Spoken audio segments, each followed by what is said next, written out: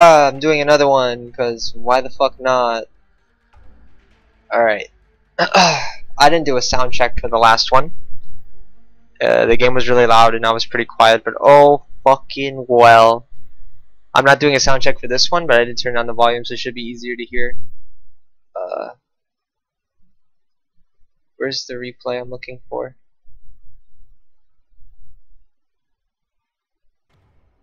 Alright, GG. I thought I already downloaded it.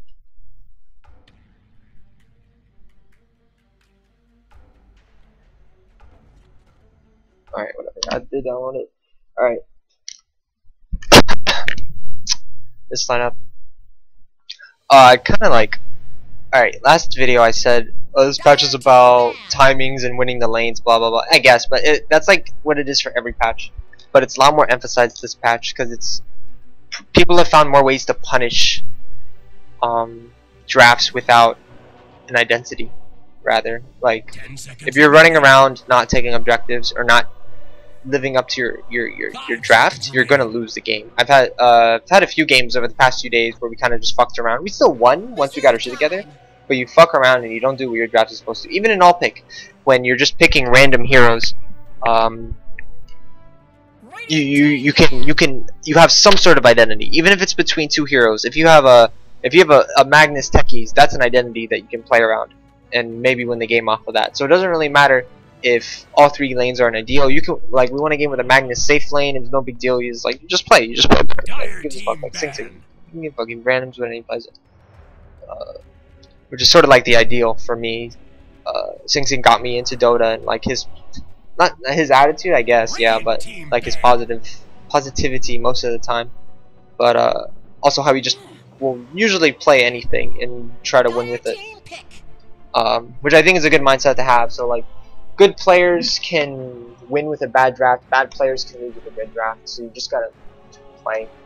This was one of the few times I picked io, because I thought I recognized Crocs. I thought I recognized these guys. I don't know, these guys ended up being garbage. We only got like 13 MMR for this shit. So I just first pick io. I'm like, fuck it. They banned Quap. I was kind of butthurt because I was like, that's my catch-all first pick this currently. So you just sort of just pick a Quap and then we'll go from there. I just went io. Now my io is passable. It's passive. One of these days I'm gonna pick an io against a team that's picks heroes against an io, and they know how to play against an io, and I'm gonna get demolished. Reserve time. Until then, I'm only gonna pick it when I think it'll be good practice. I'm pretty sure I was like, it'll be good practice this game, and I think I had a few ideas with it. I think it was mainly the bristleback I wanted to get. Okay, this game I didn't second pick the io hero, so I showed one of my hands, one of the cards in my hand, right? One of my ideas. I didn't show both ideas, because that's the thing with io drafts. It's one, you're showing that you're going for an io draft, which already shows it's a certain playstyle, and then two, it's the hero you pair up with that hero, with the io. And then for three, it's whether or not you're mixing up the lanes, which are different from, which is also dependent on the second point, which is what hero you pick. If you pick Tiny, you're probably going io Tiny mid, right? You're not really going for aggro. Safe lane, you're not making the most out of it. So you're going io Tiny mid. So I went for the Keeper. I thought I went Dazzle, but Keeper's fine too. I think I was considering the Dazzle right away, but I was like, the Keeper is really good versus the Darkseer. And I remember, I don't know, they were fucking rage flaming me, and then we're like, oh, yeah, Keeper Light's the best pick actually, because he wanted me to go down. I don't know what he wanted me to go, but he saw the Keeper and then shut up. I banned the Tusk, because he's good defensively and offensively against the io. Like, if you get relocated on, you can kind of just snowball and stall and wait for team, and then all of a sudden it's an even fight instead of a fight that is segmented into two fights a few seconds apart. Like, if you relocate it onto a safe laner, and he has TPs coming in. If it's 2 TPs, you have about 7 seconds until there's 3 people there. So it goes 3 seconds until there's 2 people, and then it's another 4 seconds, or another 2 seconds after that. Or so maybe it's like 5 seconds, not 7. But if for a whole team, it'll be 7. So you have a lot of time to kill a person with that. But with the snowball, you can cut that time in half, essentially. I don't know how much time is in the snowball, but it's long enough to stall. 10 seconds remaining. And you can save others who are getting relocated on. 5 seconds remaining. And you can ban out. You can go Tusk, and then you ban out like Tiny, so you can't really punish having all 5 heroes in the same place, or however many. They went Witch Doctor, don't really give a shit. I was confident enough in my positioning to be able to work around the cask and whatever hero I was with. We went with, they banned the Bristle, they banned the Tiny, I was like, whatever. I was considering PA, I was considering Necro. The Necro is unreliable though. He's really good early, he's really good at his timings are early to midish. There's a period in the midish game where he's not very strong. But not because he gets weaker, but because other heroes get stronger and catch up to him. He's pretty weak in the very early. So he's got 2 pretty big peaks, I want to say, which is like after he gets his mech, his Dagon, his Axe's Blink. His Blink is like a double blink, because he goes Blink into one other item, and then that's his strongest for a while. And then like maybe he gets a BKB, but then that's not really a strength thing, you know. So it's like Gyro. So I went with the Gyro.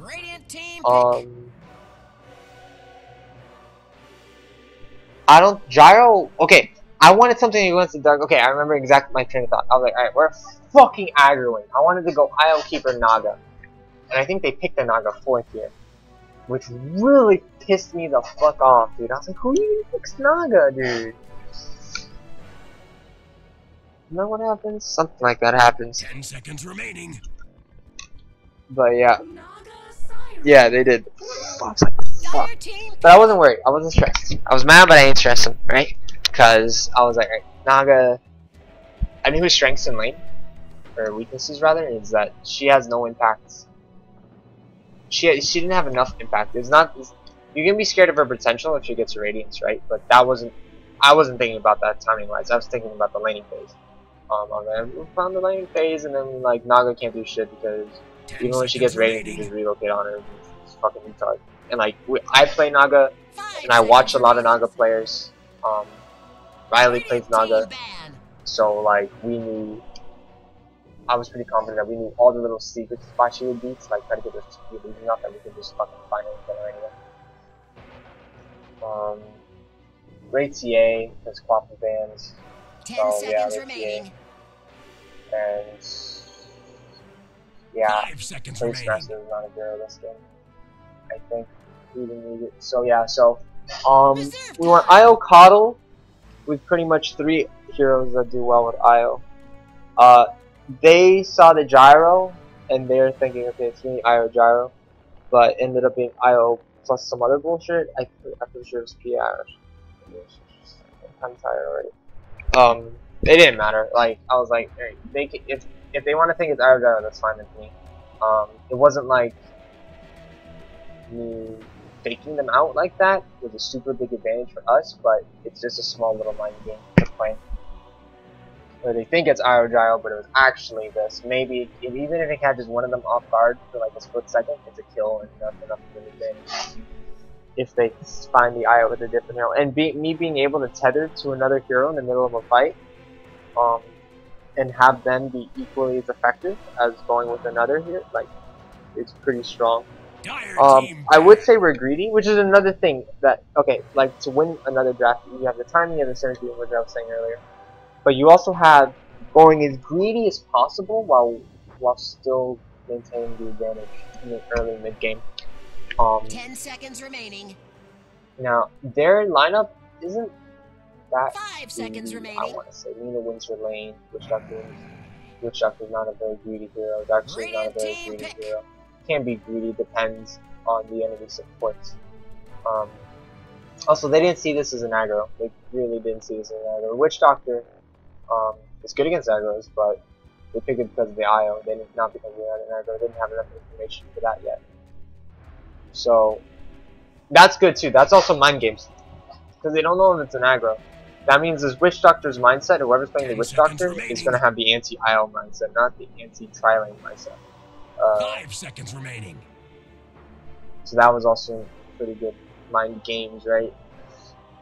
Reserve time. I don't remember what they did. They banned Magnus. I'm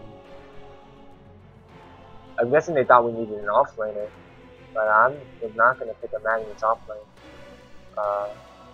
I banned PL mainly because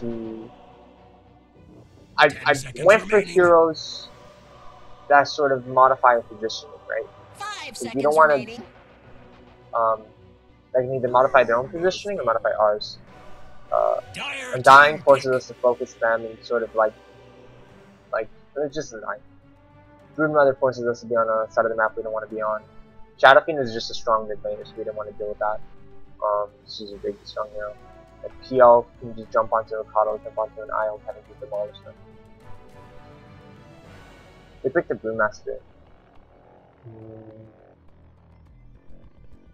10 seconds remaining. Now this meant that either the Naga or the Lina was the support. 5 seconds remaining. Or Lina safe lane. Okay, you're not doing any Lina safe lane. She's definitely is the Reserve Lina time. support, which is super greedy. So it's the Naga safe lane with the Lina and Witch Doctor support. They have a net into Lina stun. That's their best setup because the task isn't reliable. Unless the Lina is right on top of them to begin with, and that means the offlaner is out of position. And we were doing the aggro, right? So we didn't care. I wanted a hero to go against Darkseer.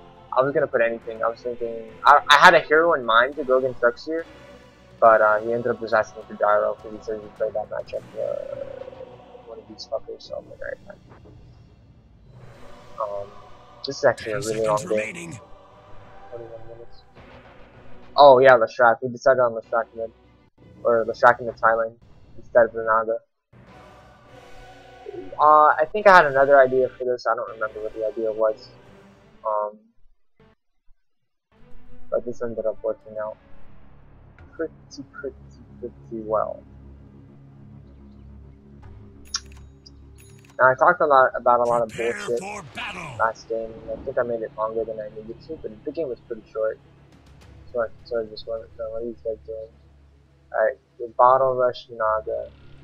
Now they clearly don't know this is an aggro lane. Maybe they were considering going aggro. Their aggro is not strong enough if they were thinking like maybe if they dodged, they needed to scout right away. Like if I see the Coddle, like if I don't know what their lanes are, I don't know.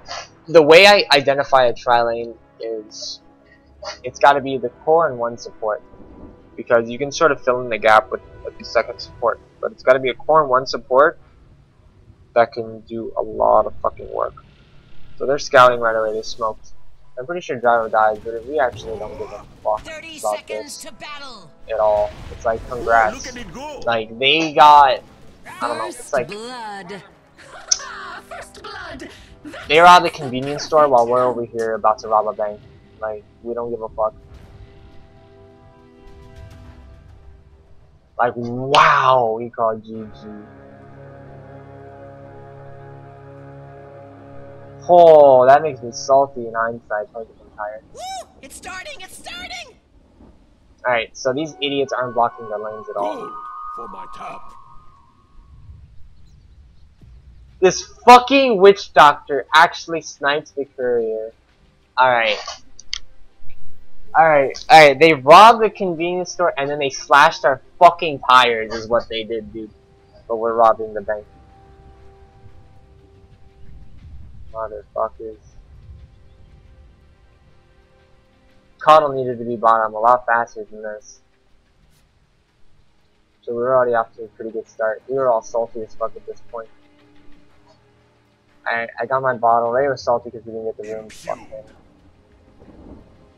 I was like, I need my Coddle here because this is annoying. This lane actually doesn't win against. This lane does not win against this lane at all. So this was actually so smart from them. If they knew we were doing a dual, you would never see this in dual lane though. We got mana leak level 1. I don't know. But sometimes the other support just does like 3 things wrong in a row and it just like anti-snowballs.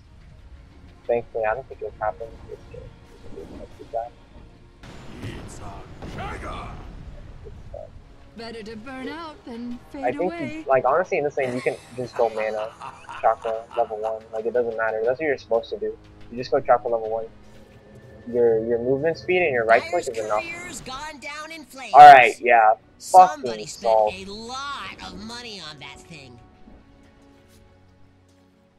Fucking cocksucker, man.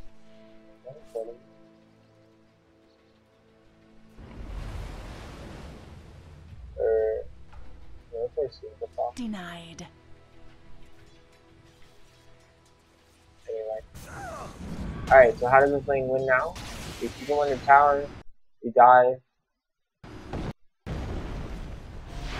It's closing time. I like this. I like the right click we got in there. That was pretty cool.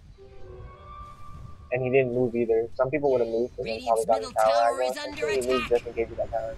He actually just chases down the... Like, I can't play Coddle this well, actually. I mean, I don't know. I've seen some really good Coddle players. Sometimes I feel like I make good plays, sometimes I feel like I You make should it have seen during the that fight. coming. He dies here, but it's so worth it. Unbelievably worth it. Light blinds me. Or is that... They put the Naga mid, which I don't think is the play at all. Radiant's bottom tower is under attack. I mean, I guess you can say like, oh, sorry for the camera. The illusions can brighten fractions and you have negative armor. You your net and then you AoE once you know. It's like she just zones you. She side blades your illusions onto you because you're an idiot, and she just wins it. Although it's tight in CS, with 3 knives, but and like you have to be really proactive on clearing the wave if you're gonna be doing shit like that. But then you're not going with a pushed wave, like fuck, that's scary. I mean, in this game, she should only just be pushing the wave because the Coddle and the IO can't afford to move from bottom. Like we were actually pinned. That's one of the weaknesses here is that we're actually just pinned to bottom. Actually, we're not pinned to bottom. At any point, we can ditch like the Coddle, or we can ditch the Leshrac down here, and then we just go top. All right, they switched the lanes, so like we're fucking done. And now I think we move. Honestly, if I see this, I move the Coddle top immediately. And all of a sudden, we have a Gyro, Coddle, IO lane. I think Riley made a point of saying that I should do the Hamlet all the time. That's probably it. That's something that it's not a... I think I overthought the IO play. Like I already said that I'm not the best. I'm a passable IO player, but like I was already overthinking it when I shouldn't be. When I'm just passable, if I'm super good, maybe I'm thinking like, oh look, I'm an IO with 3 carries I can run around with, like woo. But I should probably just focus with one at a time. It's me getting ahead of myself, honestly. Now this tri lane isn't ideal for them. In fact, they should just roam mid. They should be killing mid. They're killing top.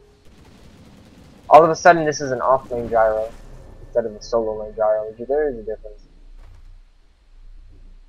I do stay with them instead of going top, but I do get a TP. I think. I actually go top. All right. So yeah, this is the point of contention between me and Riley: whether or not I go top to help the gyro, or I stay bottom to help the Lesh. And then it becomes musical lanes, right? Do their supports rotate and try to focus on the Lesh? But I think it's early enough that it doesn't. My rotations don't matter. Actually, get a kill, so that rotation works out. Fuck you, Riley. Radiant's bottom tower is under attack. Alright, TA's getting song. But this is actually like, this is why another part of the matchup. Like, if you just song a TA, you need to have a setup kill right away because she can just, her cooldowns are short enough that like the song just helps her.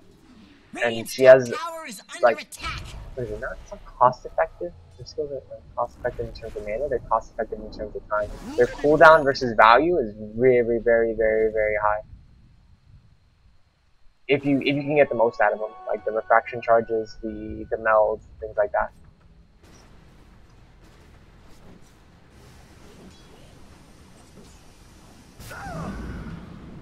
Alright, going top I think was the right play. Because Leshrac has enough nuke damage to nuke down Iron Chug creeps. And it helped the Coddle and me just recovered a lot. And we were pressuring, like, yeah. Killing spree. Double Go back a kill. little bit. I just want to watch this. I need to treat myself to some kills. Alright, see. They didn't actually see me, right? Is that what happens? Yeah, they didn't actually see me, and then they're like, oh shit, it's a fucking IO. Okay. And then they fucked up and I juke tethered because I'm a passable IO. Like, I should be hitting these balls. Killing Yeah, spree. I'm never good at hitting Double balls. kill. This dude's like, I'm fucking out of here. Ray is doing Ray things in the middle lane. Wow. Oh wait, this is wait. Ray gets completely outplayed here. Let us watch. Riley wanted me to show Ray feeding. Here we go. The bottle charges. The bottle charges. Okay, Ray. Okay, Ray. Alright. Alright, nice meld. Okay, now you're fucking just dead. Spoilers. I don't know. I didn't see anything impressive. This is Ray getting beat by 370 movement speed and then 1.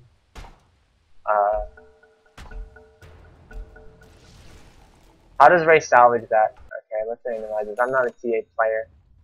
Let's see. How does? Spoiler.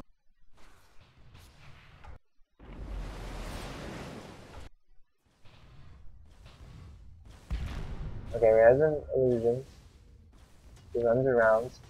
All 3 bottle charges on the Naga. That's unfortunate. So she bottled while illusioning. That's what you're supposed to do.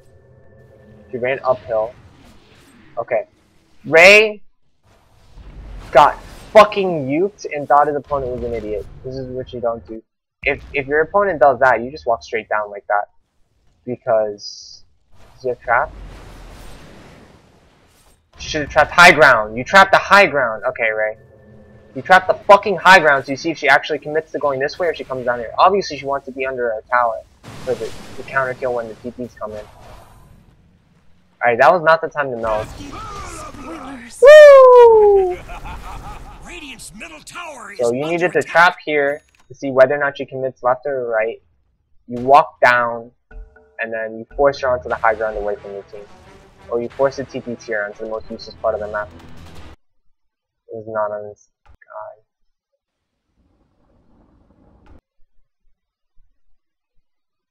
Ray got a little excited. Trapped early. How long does this say? Pause, right?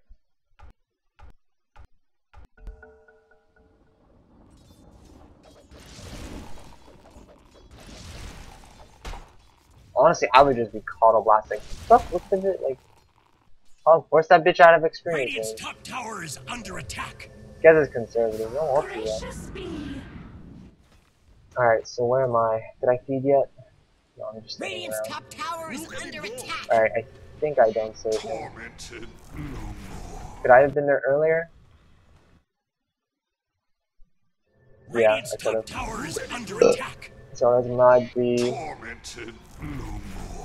Burn, baby, burn. In fact, I should have TP'd bottom with less HP, so the healing would have been, the fountain healing would have worked. Radiant's top tower is So yeah, under that's me attack. learning something right now. But yeah, that's what they're supposed to be doing. They can't be fighting our tri lane, and at this point, this is the weakest part of our laning phase, right? Because the tri lane sort of broke down. We don't have all 3 together, right? All 3 together are really strong, but you break them up into any pair, and it just sort of breaks. It can be killed.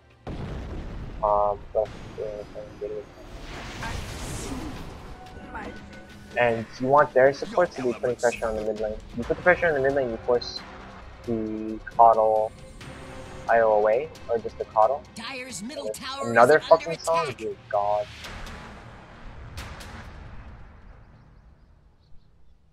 Yeah, in my head I was like, did she really use the song in 5 minutes? I guess so. Remaster has ulti, I'm pretty sure we would die here or something. Radiant's bottom tower is under attack. Actually, no net, so I don't think they'd do anything here. I saw him walk by, so I kept Vision. I'm sure the Vision moves. I was like, what if a Wish Chakra shows up with Wish Chakra is off now? It was Lena showed mid though. Radiant's top tower is under attack. Yeah, we're leading in CS.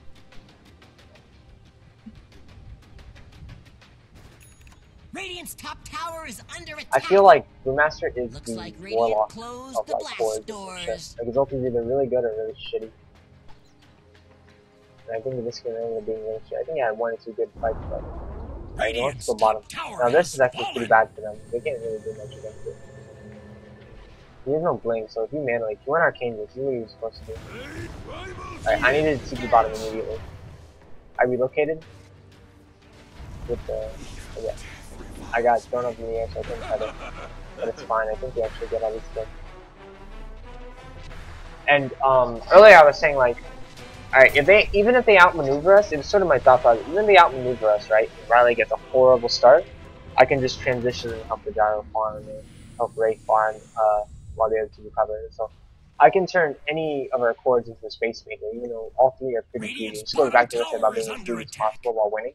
It's like, I can turn any of the heroes into a space maker. The other guys can get farmed and recover.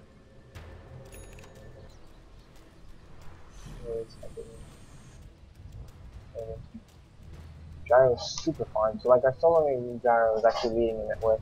So it's a shame that Strax's not leading, but it's fine. He's tied with what ideally is his counterpart, right? Which is the so like if you look at it by counterpart instead of by lane, because now the whole the farm position, the Chinese farm positioning thing, 1, 2, 3, 4, 5 is really relevant. It's not really tied to lane. It's relevant, but it's not tied to lanes anymore. It's like not even tied to certain heroes. It's all over the place. Alright, I was like, here we go. We needed +1 coming from the side. We needed Toddle to rotate, but there's no big guy here. Yeah, I'm an idiot. That's me being passable, as I said. Instead of me just making my balls big, just sort of like walked in melee range because I was later doing back for it. Yeah, I was saying, whew, I don't even remember what I was saying.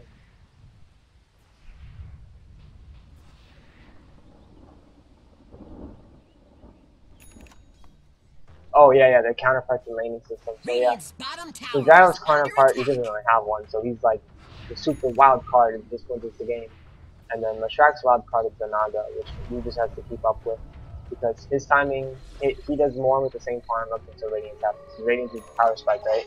So he's always going to do more with farm, with the same farm, until the Radiance comes online. And then it's like, it's kind of sketchy. And then you have TA with her counterpart, which is the Brewmaster, which is way ahead. And then it's the other way around. It's 50-50, because I think Brewmaster can do a lot with a blink, right? Which is only a cheap investment. TA can, but it's a lot harder, so it's a lot harder to execute. Radiant's middle tower is under attack. I just made space. Radiant's bottom